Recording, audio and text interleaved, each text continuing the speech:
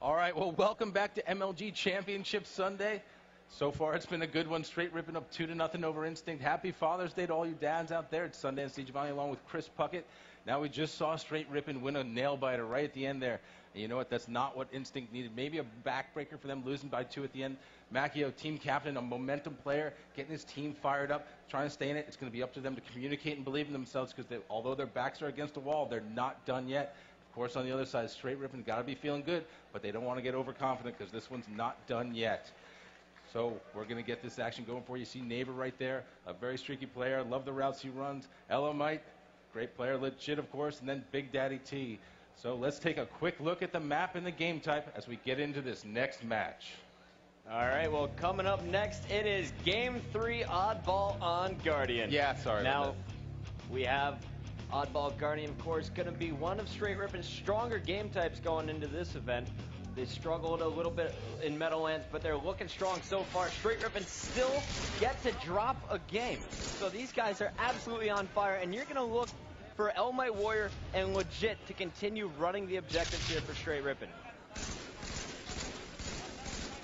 D-squared pushing top middle once again, took down Snipedown who had the sniper, so now Str8's got the sniper and he was taken down, all 4 dead. That is going to give the ball to Instinct, and the camo player, Roy, is going to bring it back to his teammates over here on Snipe Tower as he is going to continue to try and do some damage, playing sneaky with this camouflage. Now Instinct has got to be able to try, they've got to work to get 10-15 seconds of ball time at a clip here. It's not about just grabbing the ball and walking across the map with it. They need to get it set up in place because that will enable them to give themselves a bit of a distance between themselves and Str8 Rippin. They'll put Str8 Rippin on the offensive. They've shown that they've got the skill. It's just a question of patience, communication, and you know what? They've just got to shrug off that last game.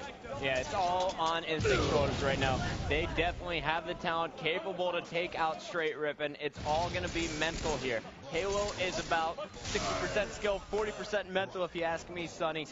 And these guys, especially the Instinct players, are all about the mental game. Macchio, their captain, being the worst about it. Absolutely. You know what I got to say I love so far is the new addition, Snipedown. He seems like he just wants to win. He's doing what it takes. He's leading the way. His stats have been great. He looks like he's been here before. But again, this is only his 2nd event here with MLG, and he's on the pro circuit. This kid's got to be feeling good. Now he just needs to remember, it's not over yet. It's up to them as a team. All right, we're jumping on board with Team Captain Macchio as he is charging the Snipe Tower. Neighbor hit him with a no-scope. That is what Neighbor does best, weakening Macchio. That allowed his teammate Legit to clean up the kill, and now Legit and T-squared are just running amok over here on Snipe 2. T2 with the Mauler, Legit with the perfect grenades. Legit looking so much more comfortable here in Halo 3 than he was in Meadowlands. You said it. Legit, I think, realized. He went into the Meadowlands, and I remember talking to him. He said, you know what? We're feeling good. We're feeling solid. It's the first time we're actually playing with our coach behind us. You know what? Maybe they felt a little too good. I don't think they're going to leave anything on the floor here in San Diego. It seems like they want to win badly, and every player I look at for Str8 Rippin seems like they're playing well, they're playing the game together, and as a team, no weak link right now for Str8 Rippin. Now, one thing to point out about this oddball game is last time against Triggers Down, we saw the game go about 10 minutes before anyone got a minute of ball time. This time around, Str8 Rippin is being much more aggressive with the oddball. And you see T-squared's already having his team with 50 seconds, and it's only 3 minutes into this game. And you know what? Maybe he felt like last time against Triggers Down, they waited a little too long and it was a little too close. But I have to say, it seems like it's working so far. Oh, nice play there by Elamite. Elamite just picked up a double kill, going for that triple. He hit the body. That is going to force Instinct to back off his Snipe Tower. And Elamite is still controlling these power weapons. He has also stepped it up since the Meadowlands. I say, you know what, Elamite, talked to a lot of folks. He's one of the top 5 pros according to some people. I like his all-around play. He's a guy that maybe you wouldn't call out as being the one you have to control for Str8 Rippin, but you know what? So far this event, he's proven that he likes being underestimated a little bit. It lets him get in there and do some damage. All right, well, Elamite was taken down. We're going to stay on board with him, though, because he is such an amazing player to watch in objective games. I was talking to T2 a little bit about him. I was like, so is Elamite your objective player? He's like, I guess you could call him that, but he's also one of our best slayers. He has an amazing shot. He positions himself well, and he's also a phenomenal support player. He doesn't worry about finishing kills always because he will put 2 to 3 shots on, trusting that legit neighbor or T2 will do it for him, and he can go back to focusing on his objectives. Again, the key to any team sport, not just Halo 3 here on the MLG Pro Circuit, is trust. If you don't trust your teammates, you're not putting yourself in a position to win. And you know what? Elamite has proven that he trusts his teammates. Well, neighbor going to town, bottom snipe, dropped the grenade there for Lunchbox, who was chasing him with the Mauler. Lunchbox's twin brother, Roy, was able to take him out, but we're going to stay on board, though, with neighbor. He was so hot on Saturday, as he normally is, but what happened in Meadowlands was he definitely cooled down on Sunday. Can he continue the momentum that he had last night into today? We'll have to find out. So far, he's doing a pretty good job of it in game 1 and 2, winning that last game, Amplified Team Slayer for his team. You said it.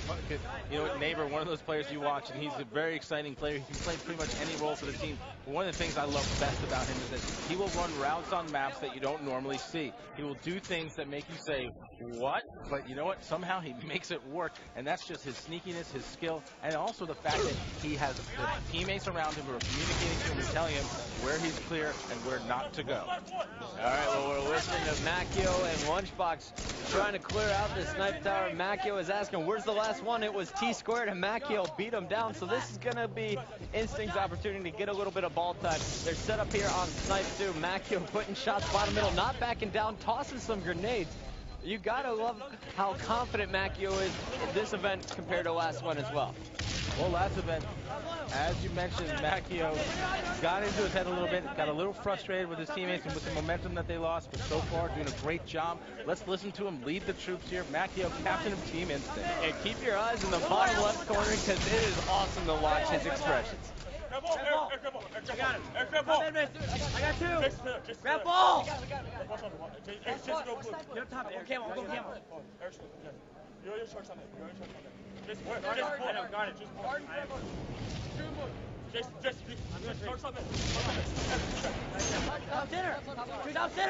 it. Top center right now. Kyle, one time. Mid-side. BR. BR. Mid-side. Weak. He's weak. Eric, start talking.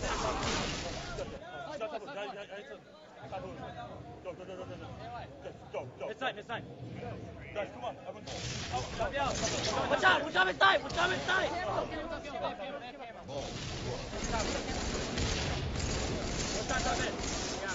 in that ball. Nice. I'm going. Camo top center. Inside. Behind me. He's there. Oh, great eyes by Macchio to spot T-squared. He was listening for that call out, grabbed the ball, and started the hunt. Huge play there by the team captain. Team communication, as we said. He even said, are you sure? But in that exchange, they lost control of the ball. Str8 Rippin still with the lead even after all that. Instinct has got to make a push. The game time winding down. They don't want to let the clock become another disadvantage for him. Macchio leading the troops really well. His head's still in the game. I like to seeing that compared to the Meadowlands. That's right. Macchio definitely leading the troops, and so is a player on the other side of the stage. It's T-squared, and he is doing a great job leading the troops.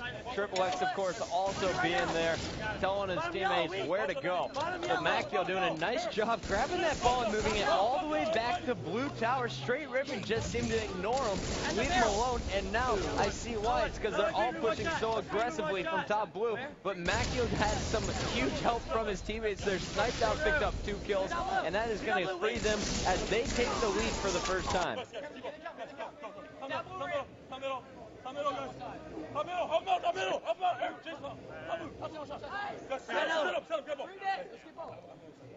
We're staying on board with Lunchbox, who just got a killing spree. Now he's got some ball time. They retake the lead with the oddball. It's 84-80.